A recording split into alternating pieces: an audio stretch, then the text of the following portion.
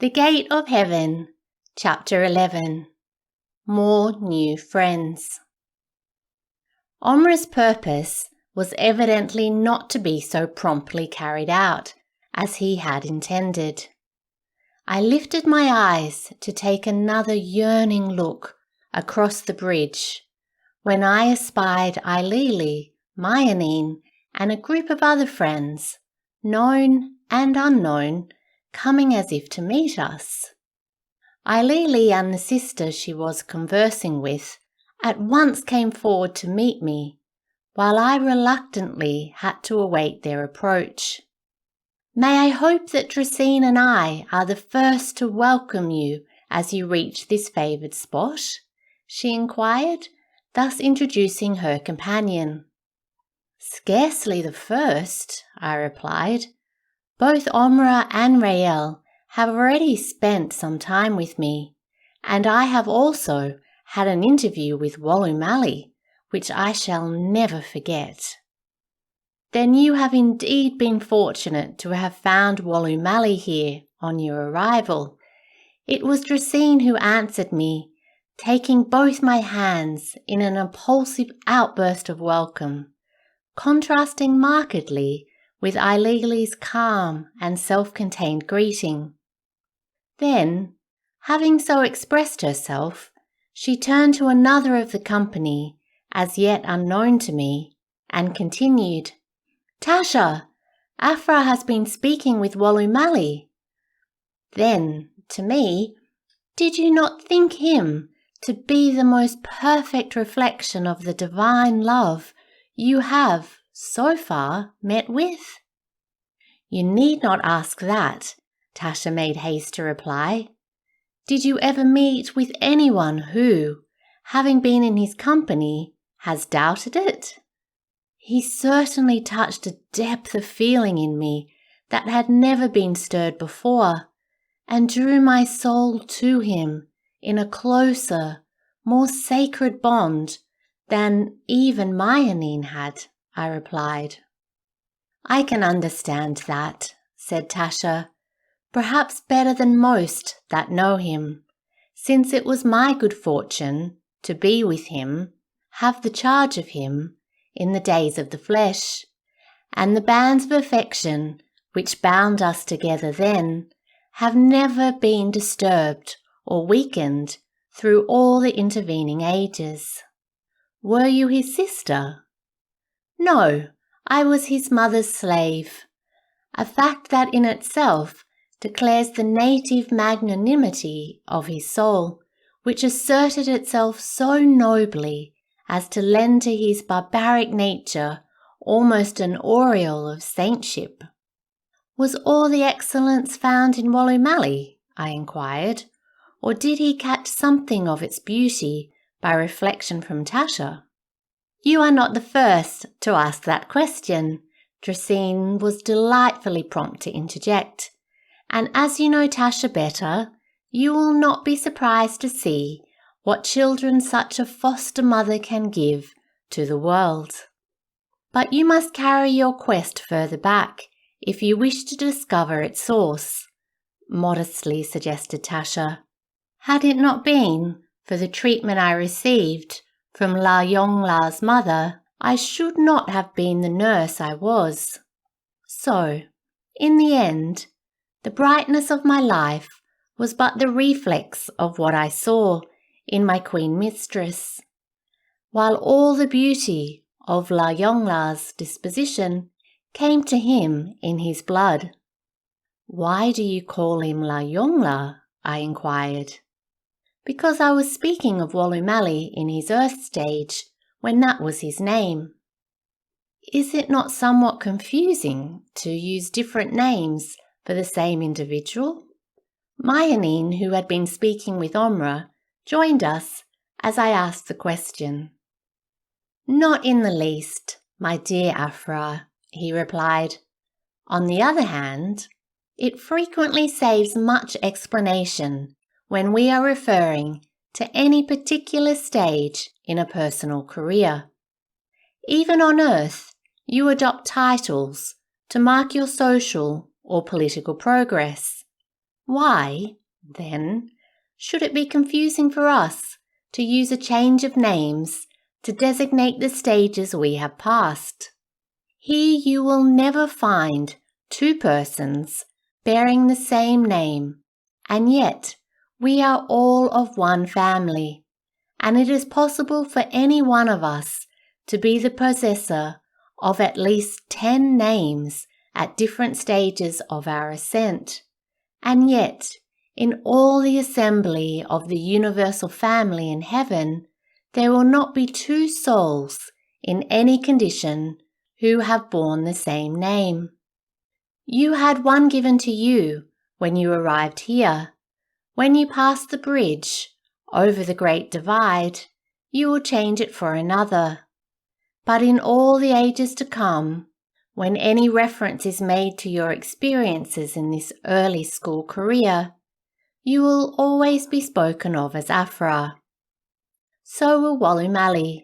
In his earth life, he was La Yongla, but in the stages he has passed through here, he has borne the names of Areta, Cariel, Wolloomallee, by which we always speak of him here, but he has yet another name connected with a yet higher station, which name is never used except in what may be called an official capacity.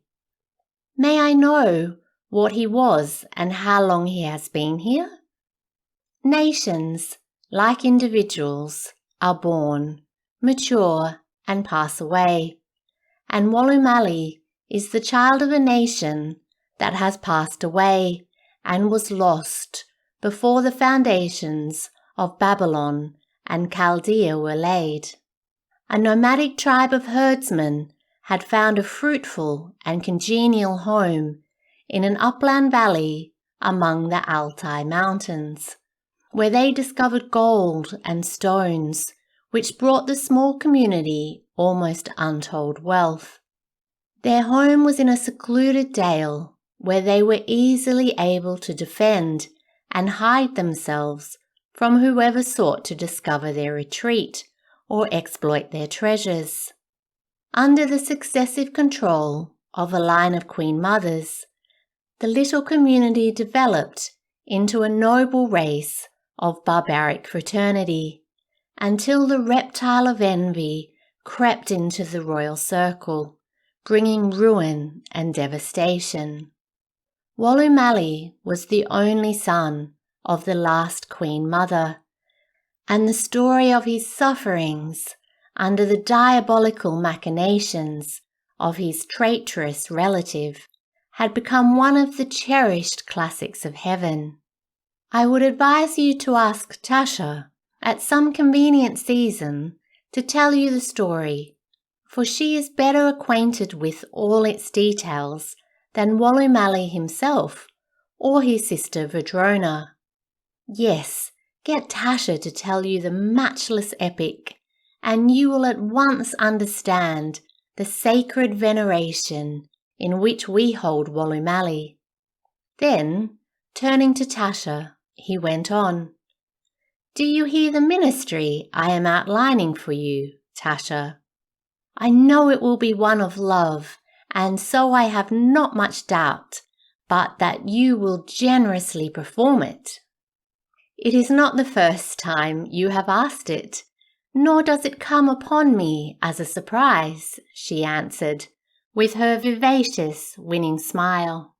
"So for your sake, as well as for my boys, I will find some opportunity to do as you desire." "I knew you would," he replied, "and I almost envy Aphraar, hearing the story from such an authority for the first time. How does it feel, Aphraar, to be swooped down upon and swallowed up by such a family circle without any consent or permission?" appealed Drsine, as she thrust her hand through my arm and led me away. "I am not at all disposed to offer any violent opposition to it," I returned. "Do all new arrivals meet with such a reception?" I anticipate they do. It would be an absolute impossibility for anyone to reach the court and cross the plains unattended. And every one of us has so many companions that it is not difficult to raise a party to extend a welcome. Myonin mentioned to us at Ileli's that he was coming to meet you, and we all at once suggested that we should bear him company. But you did not know me. The more reason we should come to meet you, since you were coming to join us. We are no longer strangers and foreigners to each other, not even fellow citizens, but members of the self-same family. If by reason of our wanderings, misunderstandings, or even reported death, we have been isolated or forgotten, is that not still a more emphatic cause for our rejoicing at the heralded return? Every addition to the family increases the volume of its happiness and makes the glory of heaven just 1 degree more radiant. Hence, from its battlements, its bulwarks, and its towers, the innumerable multitude of the family who have reached the homeland would cry, until the echo of invitation should reverberate to the darkest corner of the lowest hell. We are waiting for your coming to make our joy complete. We did not know you, but we know you now, and in that knowledge we have each discovered that heaven had a certain sweetness we had not tasted before. Come, let us go back to the court and again recount the treasures our Father has lavished upon us. I shall make no attempt to record what took place in that memorable reunion. Such sacred festivals lie outside the boundaries of eloquence, have a wider horizon than imagination can scan, need the employment of more enthralling figures than poetry can devise, and the use of warmer colours than love has ever dreamed of before one would venture, even with unshod feet, to attempt to tell the story of the bread of life that was broken in that communion. The record is immortally written on the walls of the Holy of Holies, the secret inner sanctuary of my soul, where none but God and myself can see to read it. So will the record of such a communion be written for you, my brother, my sister, when your feet shall reach those hallowed precincts, where you shall be ready to bid your final farewell to the last influences of the earth. When by the gate you are able to meet the cherished kindred of your soul and receive their welcome home, you need not despair. That time must come for you as it had come for me, since God is no respecter of persons, and he will have all men to be saved, so that, as in Adam all die, even so, in Christ, shall all be made alive again. When we had reached the court, we disposed of ourselves in simple Arcadian abandon, and my interview with Wolloomallee struck the keynote for the communion in which we so rapturously indulged, to the accompaniment of a deep melody of thanksgiving. Almost everyone had some reminiscence of interposition to relate in connection with that established ministry, which needs not to rend, but just divides the tendrils of the veil that falls between the domain of the spirit and the flesh. As the screen of foliage hung between the compartments of the court in which we were gathered, the universe of God is not a concourse of rival and antagonistic nations, brought by conquest under the sway of a victorious sceptre. It is the palace of a king in very truth, but every soul that passes across its threshold is a natural son or daughter of the monarch who sits upon the throne. It is the residence of a single family, not the rendezvous of a conglomerate rabble. In the perfection of its arrangements, it has necessarily provision for any and every demand that may be made to ensure the security of the home life which has been commanded by the king. But from the highest tower to the lowest basement, from the banquet hall to the nursery, from the audience chamber to the corrective cell, there exists no barrier to a free and open communication according to the direction of the Father. There are still numbers of wayward, prodigal, self-willed and rebellious children who, taking advantage of their Father's great, loving kindness and tender mercy, have wandered into forbidden and defiant associations. After such, the unchanging heart is ever yearning, and from the palace messengers, members of the family have gone, are ever going, east and west, and north and south, crying, "Come home, come home!"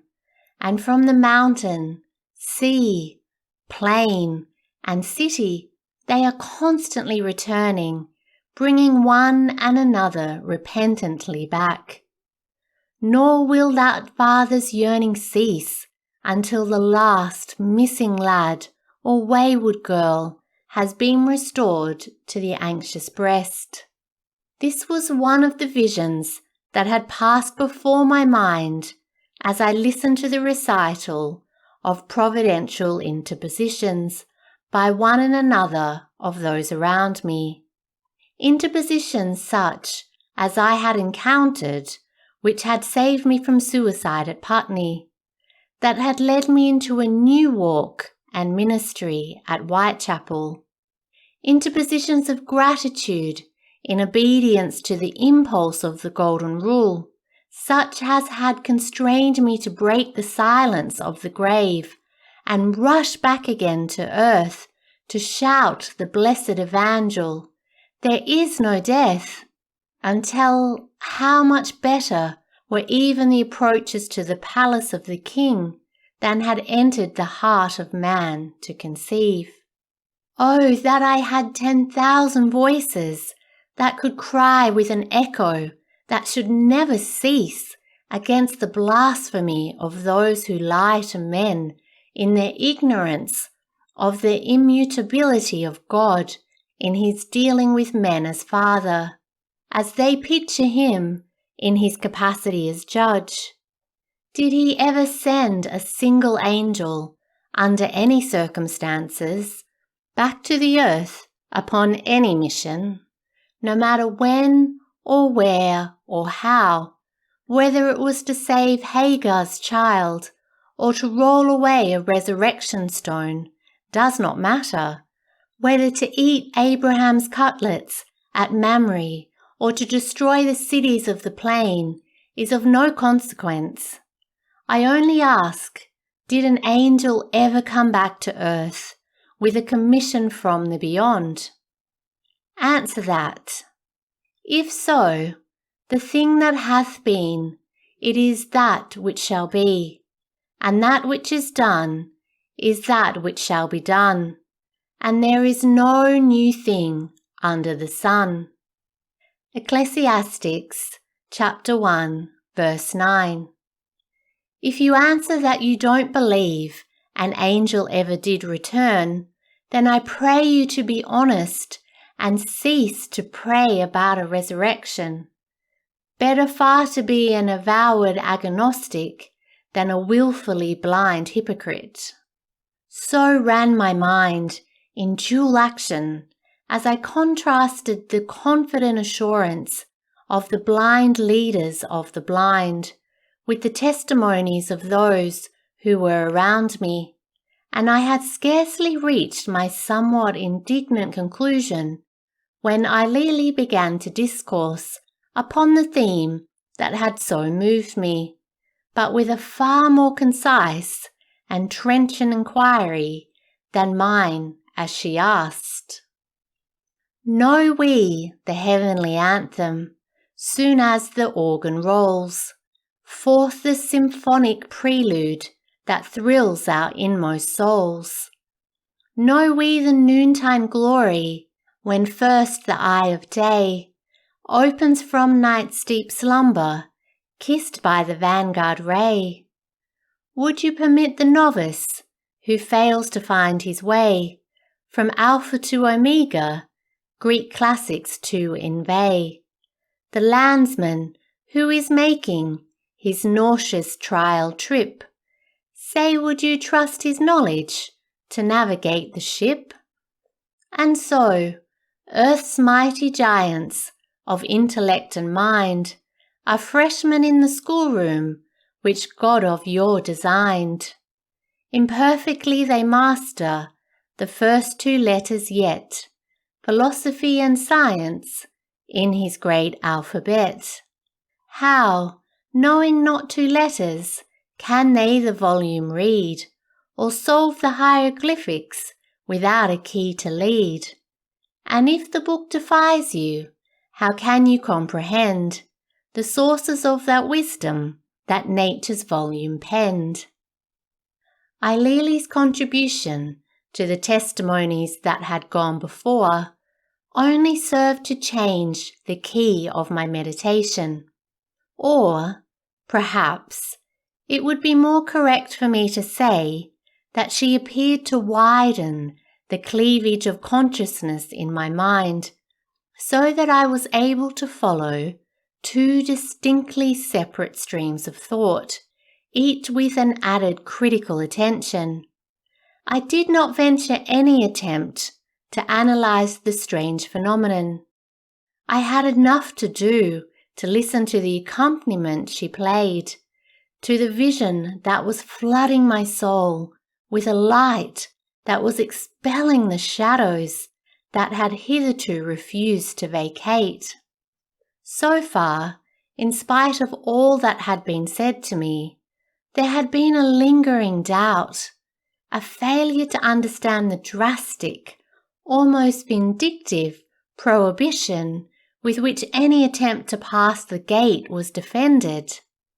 Already several times had I been reminded that there shall in no wise enter into it anything that defileth, neither whatsoever worketh abomination, or maketh a lie. Whenever I had heard it, it had seemed to me like an unnecessary going out to find some cause of objection which did not really exist, but in some curious and not very probable circumstances might come into existence, and the idea of it gave me a certain feeling of injustice I vainly tried to get rid of. It recalled the uncontrollable feeling of aversion I had always felt towards God when I had read that command which Samuel gave to Saul. Go and smite Amalek, and utterly destroy all that they have, and spare them not, but slay both man and woman, infant and suckling, ox and sheep, camel and ass. 1 Samuel chapter 15, verse 3. Where was the justice of such a command that was reconcilable with everlasting loving kindness? The answer lay buried deep in the kernel, not in the outer shell of that command of the prophet. God is not only the only king who writes his dispatches in cipher, that they may not be understood by his enemies. For they who have eyes to see and ears to hear, equipments which are bestowed for loyalty fidelity, and valour. They are as a lamp to the feet and an unfailing guide through the Egyptian darkness, while to the enemy they are the snares and pitfalls which entice to destruction. In the parting of that stream of consciousness, I was carried down the broad channel of revelation, where the light of God shines to the elimination of the last shade of doubt. In that allegory of Saul and Samuel lay the mystery to the enemy of righteousness, the clear solution to the hairs of the kingdom. There the light shone upon my darkness, enabling me to read and understand. The Amalekites were a race who had sprung from the seduction of the sons of God by the daughters of men, who in their marauding expeditions had entered and remained in the land promised to those over whom Saul had been made king. They had introduced their defilements into a land that was to be holy to Israel's God, and therefore the command. The land must be purified, its atmosphere must be cleansed from the taint of leprosy, the last trace of contagion must be eliminated, the roots of epidemic must be plucked up and destroyed. Not even a breath of contamination must remain within its borders. The earthly Canaan was the antitype of the heavenly, hence the drastic command given by the unimpeachable wisdom of the king: there shall in no wise enter into it anything that is capable of producing or tempting to defilement. I was pondering the revelation in a dream of profound thanksgiving when Tracine aroused me by asking, "Have the influences of the court been too much for you?" "I should scarcely like to say that," I answered, making an ineffectual effort to recover myself. "I should rather suggest that at present I am scarcely strong enough to carry such a weight of glory as Paul expresses it." "Perhaps it would be well for you and I to take our contemplated trip while you recover yourself," Omri volunteered. "I am by no means anxious to break up such a gathering, I can assure you," I replied. "You need not think of that," Tracine assured me. "Our reunions are not so easily disturbed. We are expecting Avita, and when he arrives, we shall be well provided for until your return, if you are thinking of coming back. Then we will rejoin you, so that we may cross the bridge together." Omri paused, and, not without a shade of reluctance on my part, we left that first communion in which I had been privileged to take part.